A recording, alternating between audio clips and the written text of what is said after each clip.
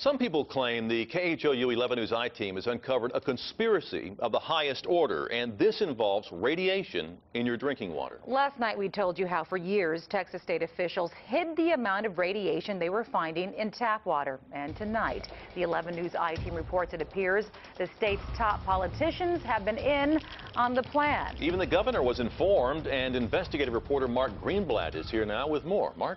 Greg, Lucy, for months we fought with the Texas Commission on Environmental Quality trying to get access to these documents and emails like this. And it took the Attorney General to finally get them released.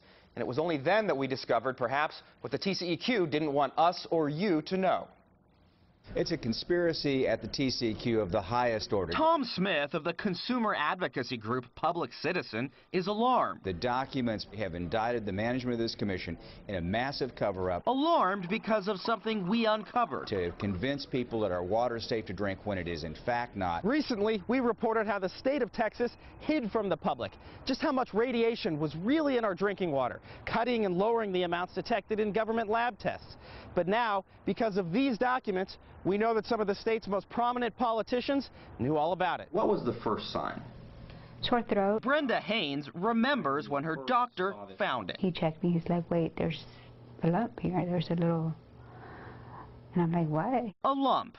And after numerous tests, it was clear at just 30 years old, Brenda Haynes had thyroid cancer. I mean, it's, what can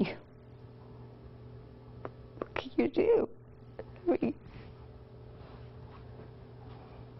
I'm sorry. With the help of surgery, Brenda survived. But today, she's angry. Do you feel like they put you at risk? Yes, I do. You see, Brenda's neighborhood gets its water from Harris County Municipal Utility District number 105, where state tests originally showed their water having more radiation than allowed by federal law.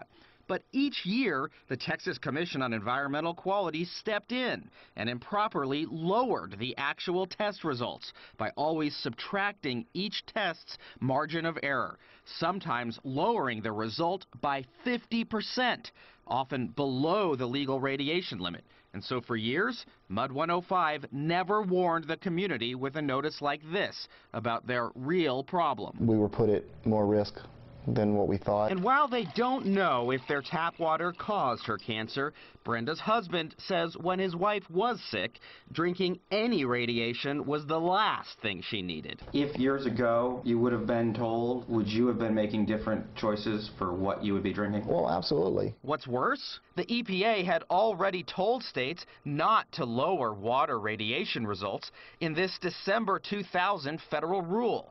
And now, our uncovered emails show what happened next was not a mistake. Take this note from a TCEQ manager saying there may have been some EPA guidance on not subtracting, but this has been the practice in Texas since day one. And this option of not subtracting was thoroughly discussed with the commissioners, the top leadership of the agency. And so, we were directed to maintain the current methodology for subtracting. And this TCEQ report to the Texas Water Advisory Council tells us why. That maintaining the subtraction will eliminate approximately 35 violations, keeping the water providers in those communities off the EPA's radar. And this same report went to the state Speaker of the House, Lieutenant Governor David Dewhurst, and even Governor Rick Perry. And yet the practice continued. I believe local first, state second, federal government third. Meet Kathleen Hartnett-White, the chair of the TCEQ Commission. At the time, commissioners decided to ignore the feds. As my memory serves me, that made incredibly good sense. Because while White is not a scientist, she says those she did consult with thought the EPA standards were too protective and costly. We did not believe the science of health effects justified EPA setting the standard where they did. But in fact, the EPA regulations have been supported by wide-ranging studies, like this work by the National Academy of Sciences, written by more than a dozen of the world's top radiation scientists. But White insists I have far more trust in the vigor of the science by which TCEQ assesses than I do EPA. But instead of fixing water testing results, why didn't the agency take on the EPA's rule openly in court? There are legal challenges because of law, not because of science, that are almost impossible to win. And so, White says, trust her. Texas knows best. But what if you're wrong? Well, when you have, there's all kinds of ways. But what if you're wrong and EPA was right? Well, I don't see, what do you mean? What if you're wrong and EPA is right about there being a danger at that level? It would be regrettable.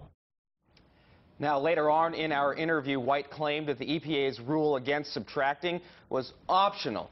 The Public Citizen says that's simply not true. Lucy, Greg. All right, so have you talked with the governor or lieutenant governor about this? We've been trying to get in touch with them. I can tell you that the governor's office did tell us that he expects the TCEQ to follow all laws and regulations that are on the books, and says the TCEQ began doing that in 2008 after an EPA audit. But when we asked if the governor thinks it should take an audit before the state begins following the law, well, the governor's press office declined to answer. Also, the lieutenant governor's office didn't answer our written questions. Lucy, Greg. Well, just like any political poll, they could always increase by the margin of error as opposed to subtracting it. It would be even worse. Could have been an option for him. All right, Mark, thanks. You're welcome.